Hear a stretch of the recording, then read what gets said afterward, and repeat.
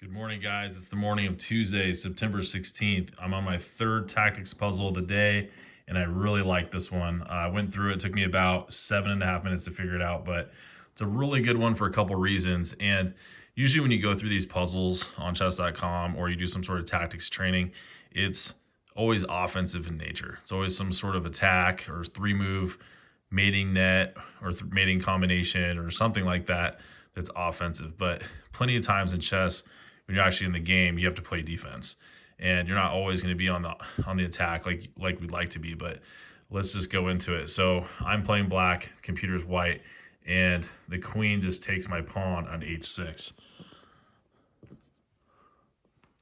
So we have serious problems here, guys. I'm about ready to get mated in the corner, and I'm looking at ways to defend my bishop or move it.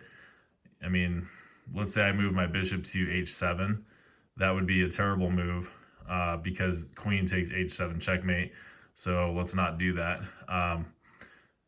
Let's look at ways to defend it. So maybe I go queen to e8 and defend it, but it just doesn't feel right because of potential pins on that bishop. You know, maybe the rook goes to g1 and then the knight mounts more pressure with knight f4.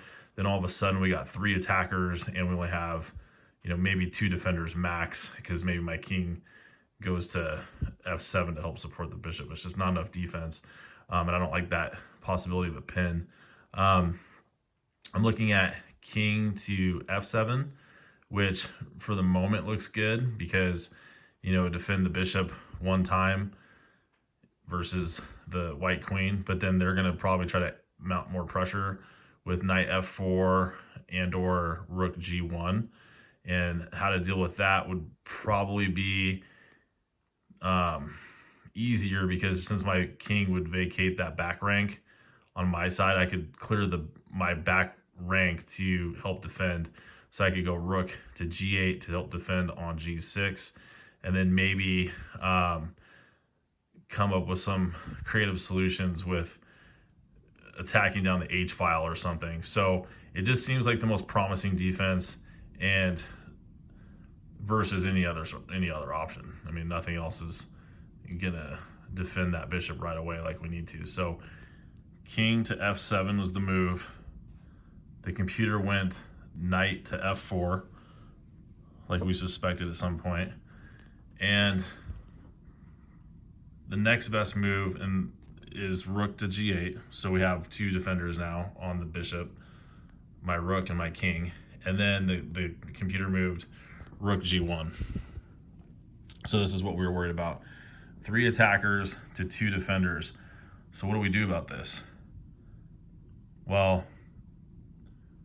so far we've defended, but there's a really cool tactic here where let's imagine, just for the fun of it, the queen goes to f8 and white were to take the queen with their queen. So queen takes f8, our other rook comes in, rook on a takes f8, and we're safe. We've defended that bishop because now only the rook and knight attack the bishop, and we still have our rook and king defending it. So two attackers to two defenders, we're able to stabilize. Now, let's say that white gets greedy, and after we go queen to f8, they go rook takes g6, basically saying, hey, you messed up.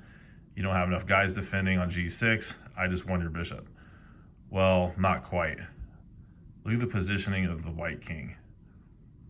So in that case, if the rook were to take g6, we would go queen takes h6, rook takes h6, clearing our g file, and now rook to g1 checkmate, back rank.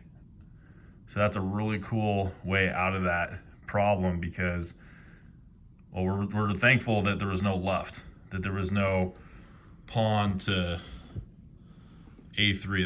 That would mess this whole thing up. So if we saw that, this tactic would not work. But because there was no left for the white king, this totally works. So we go here. White is going to respond here. I'm going to take here. That goes here. Now I have this back rank. Beautiful checkmate. Great way to get out of that spot. Have a great day, guys. We'll see you on the next one.